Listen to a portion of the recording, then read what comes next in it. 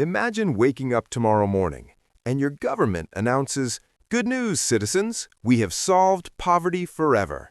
We are printing $1 trillion for everyone." You rush to the ATM. Your bank account shows $1 trillion. You scream, you dance, you buy a yacht, 2 Lamborghinis, maybe a small island. But then something strange happens. A loaf of bread costs $50,000. Gas costs $30,000 a gallon. Your $1 trillion suddenly buys almost nothing. So the question that has haunted economists, kings, and politicians for centuries is this: if governments control the printing press, why don't they just print unlimited money and make everyone rich? Tonight, we follow the trail from ancient kings who tried it, to modern central banks, to the hidden rule that silently governs every economy on Earth. And trust me, by the end of this story, you will never look at money the same way again. What money really is. Before we answer the question, we must step into the first rabbit hole, because money is not what most people think it is. Money is not wealth. Money is a measuring system. Think of it like points in a game. If everyone playing Monopoly suddenly gets $10 million extra, nobody becomes richer. Why? Because the houses, hotels, and properties didn't change. The points changed. The real world did not. Economists define money by 3 functions: medium of exchange, used to buy things; unit of account, measures value; and store of value, holds purchasing power. But here's the critical insight. Money only works because people trust it. Not the paper, not the ink, the trust. And once that trust cracks, history shows things get wild. When printing money goes wrong. Let me introduce you to a few governments that thought they discovered the ultimate cheat code. Case 1. Weimar Germany, 1920s. After World War I, Germany owed massive war reparations. The government had a brilliant idea. Why not just print the money? So they did, and printed, and printed.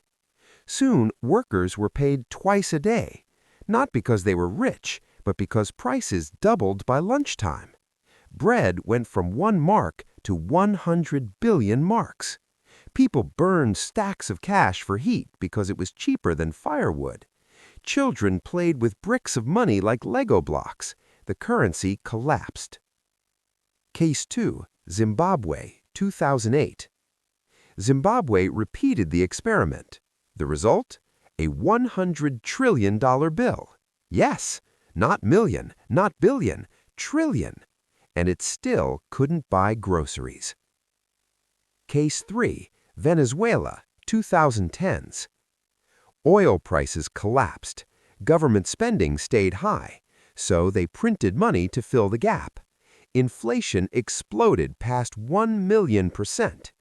People carried bags of cash to buy food. The pattern repeats through history like a broken record. Print too much money, and money stops working. But why? Why does this happen every single time? The real constraint. Here's the secret most people never hear. The limit on printing money is not paper. Governments can print paper all day. The limit is real production. An economy produces goods and services: food, energy, houses, technology, labor. Think of money like tickets to a concert. If there are 10,000 seats and 10,000 tickets, everything works. But if the organizer prints 1 million tickets, the tickets lose meaning. Money works the same way. Too much money chasing too few goods equals inflation. Economists even have a formula for it. MV equals PQ, where M is money supply, V is velocity of money, P is prices, and Q is real output. If M rises faster than Q, prices rise. In plain English, you can print money, But you cannot print more farms, factories, engineers, or oil wells overnight. Reality always catches up. The modern money twist. Now here's where the rabbit hole deepens. Because modern governments do print money all the time. During the 2008 financial crisis, central banks printed trillions of dollars. During COVID-19, the U.S. Federal Reserve expanded its balance sheet by over $4 trillion. So why didn't we instantly become Zimbabwe? Because most of that money stayed inside the financial system, not the real economy. It flowed into stocks, bonds, real estate, banks, which is why asset prices skyrocketed. Money printing didn't disappear, it just changed where the inflation showed up. Sometimes in groceries, sometimes in housing, sometimes in the stock market. The political trap. Here's the uncomfortable truth. Governments love printing money because it feels painless. Raising taxes makes voters angry. Cutting spending makes voters angry. Printing money, though? At first, nobody notices. Economists call this the inflation tax.